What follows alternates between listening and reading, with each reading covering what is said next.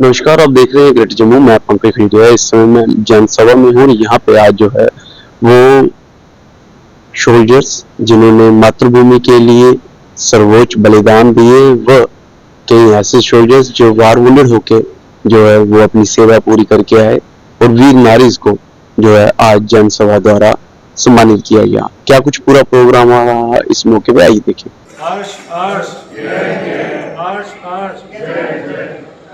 करते हुए मुकाबला किया है और इतना शौर्य है इनका कि गवर्नमेंट की सरकार ने इनको शौर्य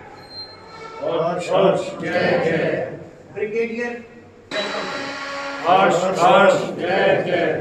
अब मैं और इनकी शौर्य और बहादुरी के किस्से सारा ये जानता है। सियाचिन की एक चौकी बड़ी, और मुझे शर्म आती है। एक जगह एक रेलवे का क्लर्क बैठा था, एक वीर नारी गई, उसने कंसेशन होता है उनको टिकट का, मेरे ख्याल 70%, तो कहता है मेरे साहब बड़े मजे हैं आपके, 70% आपको देखो ऑफ मिल रहा है। अगर मैं होता उसकी जगह, वो तो एक सम्मानित उसके मन में है, अगर मैं होता मैं कहता अपनी बेटी की शादी एक फौजी से कराओ, रोज प्रार्थना कर भगवान से, भगवान इसको मार दे ताकि इसको 70% का कंसेशन मिले। हमें अपनी उंगली खोने के लिए तैयार नहीं है, लेकिन सेंसिटिविटी होनी चाहिए, और इसी सेंसिटिविटी को मेरी संस्था पैदा करती है हमारी सोसाइटी में। और मैं आज यहाँ बहुत खुशी के साथ ये बताना चाहता हूँ आपको कि जितनी सेंसिटिविटी जैन समाज में है फौजियों के प्रति, देश में किसी में नहीं। ये मैं डंके की चोट पे बोलता हूँ। आप अपने पूर्वजों का एग्जाम्पल देखिए। आपके सबसे पहले जो आपको याद आते होंगे भामाशाह। भामाशाह ने अपना पूरा लुटा दिया माल जो उनके पास था, एक व्यापारी थे वो, और किसके लिए? महाराणा प्रताप को लड़ाई करे। 12 साल तक कहते आप लड़ाई कर सकते हो। उनकी सेना का खर्चा दिया, उनकी जो हथियार है उनका खर्चा दिया, क्योंकि वो घास की रोटियां खा रहे थे। किसके लिए? आत्मसम्मान के लिए, क्योंकि कोई उनको जबरदस्ती जुल्म करके उनका जमीन छीन रहा था। इससे भी बड़ा एग्जाम्पल देख लीजिए, गुरु गोविंद सिंह के 2 बच्चे जब शहीद हुए सरहंद में, उनके जो जमीन खरीदी गई वो संसार की सबसे महंगी डील मानी जाती है आज तक की।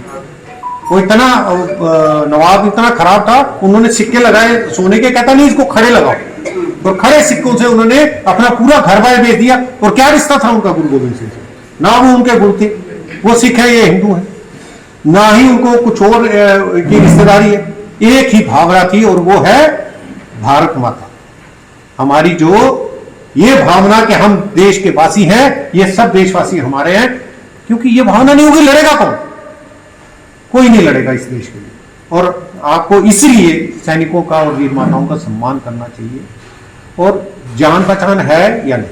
मैं जहां भी किसी सभा में जाता हूं, बच्चों के साथ में काफी इंटरेक्शन करता हूं, मैं यही पूछता हूं, आप बताइए, आपकी माता ने आपको बोला मंदिर जाओ, मस्जिद जाओ, गुरुद्वारे जाओ, जो भी आपका धर्म है? बोलते हाँ जी बोला। मैंने बोला कभी ये बोला कि वीर नारी रहती है हमारे मोहल्ले में, उसके घर में जाओ? कोई नहीं बोलता।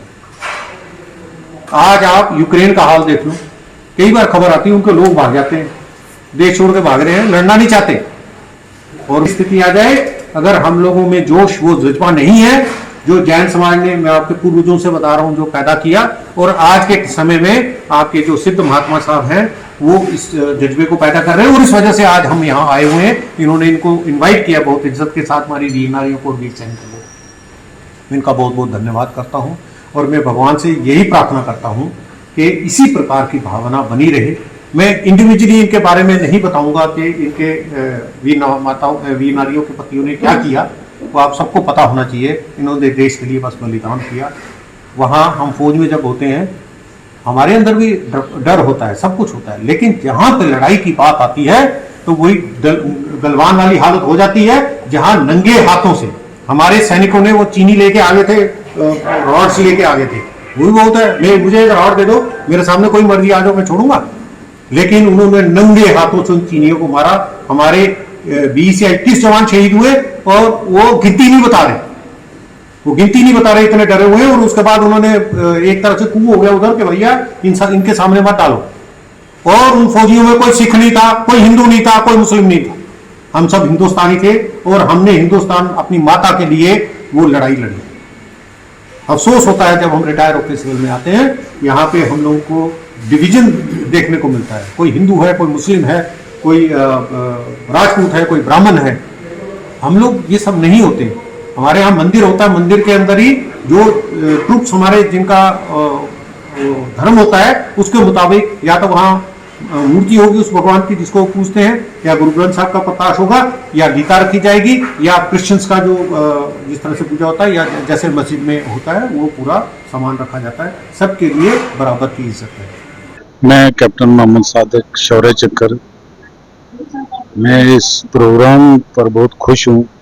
ये हमारा हिंदुस्तान देश जो है सब धर्मों को लेकर चलता है, सब पार्टियों को लेकर चलता है। जैसे हम गैलेंट्री अवार्ड सोल्जर हैं और हमारे वो इतनी रिस्पेक्ट ये दे रही हैं। एक बार पहले भी मैं यहाँ आया था, आज मेरा दूसरा राउंड यहाँ पर है, तो मुझे तो इतनी खुशी हुई है। जैन समाज वाले जो हमारे भाई लोग हैं ध्यान कर रहे हैं और हमारी जो है देखभाल कर रहे हैं।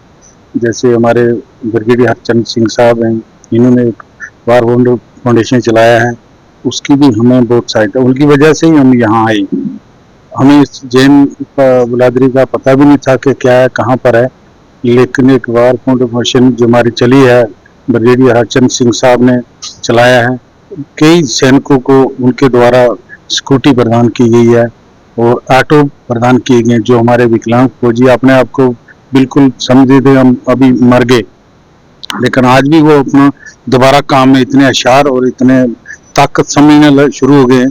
क्यों कि हमारा देश हमारे साथ है। मैं जब मुझे चोट लगी थी तो मेरे साथ एक अमित चंद थे हिमाचल के, जिन्होंने के मेरे साथ इतनी हमदर्दी से मेरा देखभाल किया।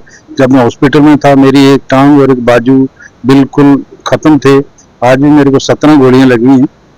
तो मैं उसके बाद जो अमीन चंद जो है मेरे भाई से, मेरे माँ बाप से बढ़कर आगे था। इस वजह से मुझे पता चलता है कि यहाँ हमारे कोई धर्म, कोई इस चीज की कोई बिल्कुल प्रॉब्लम नहीं। हम सब एक जैसे लगते हैं, जैसे एक भाई जैसे हैं। हमें इस देश के अंदर ऐसा महसूस नहीं हुआ। जय हिंद, जय भारत। मैं जैन समाज वालों का बहुत शुक्रगुजार हूँ। देखो, कोई भी प्रोग्राम जो किसी के भले के लिए किया जाता है वो तो सब लोग अप्रिशिएट करते हैं उस चीज को, और ऐसे करना भी चाहिए। जैसे कि हमारी वीर नारी हैं, उनके लिए कुछ करें, उनके बच्चों के लिए कुछ करें। जैन बिरादरी के जो लोग हैं इनकी अच्छी सोच है और उन दूसरे लोगों के दिल में भी ये उत्साह पैदा होगी कि कुछ इस देश में हमें भी जानने वाला कोई है और आज हमें बुलाकर इतनी सम्मान और मान और इज्जत दे रहे हैं। देखिए, मैं बहुत शुक्रगुजार हूँ सिविल सोसाइटी का, बहुत शुक्रगुजार हूँ ब्रिगेडियर हरचरण सिंह और उनकी पूरी टीम का। इन्होंने एक मुहिम चलाई है जिसमें इन्होंने फौजी वीर नारियां, बहादुर सिपाहियों को सिविल सोसाइटी की तरह जोड़ने की कोशिश की है। पहले सिर्फ नाम सुने जाते थे और इन नामों को फिर भूल जाया जाता था। इस मुहिम से एक संबंध बन गया है सिविल सोसाइटी का और बहादुरों का, सिविल का और फौज का, और एक नाता बन गया है।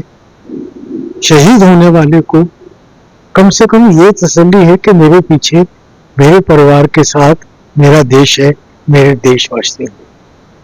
वो जो सांस आखिरी लेता है, जिसकी ताकत से आने वाले कुछ साल झंडा लहराता रहता है, उस सांस लास्ट जो वो लेता है, लेते वक्त उसे भरोसा है कि मेरा देश मेरे परिवार के साथ है, मेरा देश मेरे परिवार की चिंता करता है, और वो जी जान लड़ाकर दुख नहीं महसूस करता कि मैं नौछावर हो रहा हूँ अपने वतन के लिए। तो एक बड़ी भारी मुहिम है, बहुत फैलना चाहिए, इसको पूरे देश में फैलना चाहिए, और मैं सबका बहुत तहे दिल से धन्यवाद करता हूँ।